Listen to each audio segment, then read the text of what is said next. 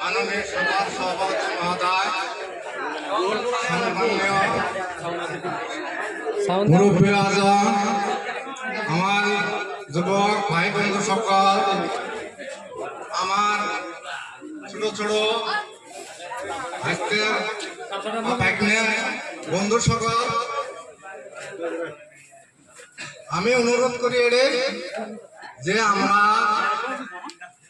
এই মিটিংটা যেমন মেম্বারে মিটিং, কিন্তু মিটিংটা ছোট কাম ডাব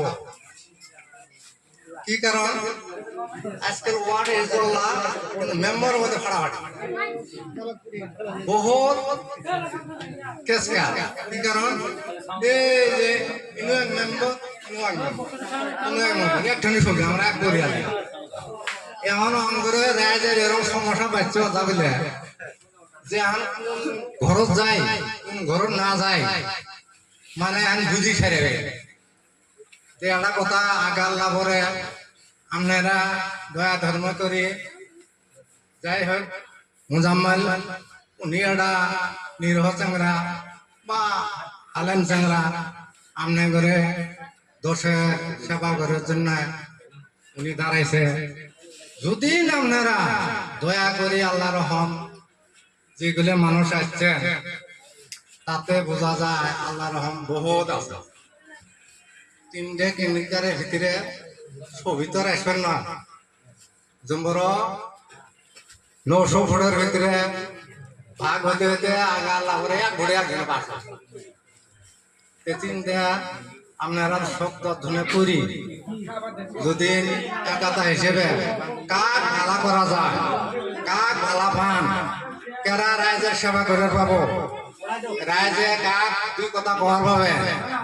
মেম্বার তো বহুত ইলেকশন খেলাইছে, বহুত হয়েছে, কারো বাবদ কেউ চাপ করবে তাই না?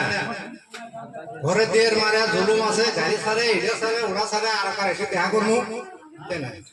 তো হ্যাঁ আপনারা রাইজ আছে বহুত চিন্তা ভাবনা করি যাক রাইজের কাছে মেম্বারের কাছে বসে পাবেন ওই চিন্তা ভাবনারা করি আপনারা বিবেক খাটায়া।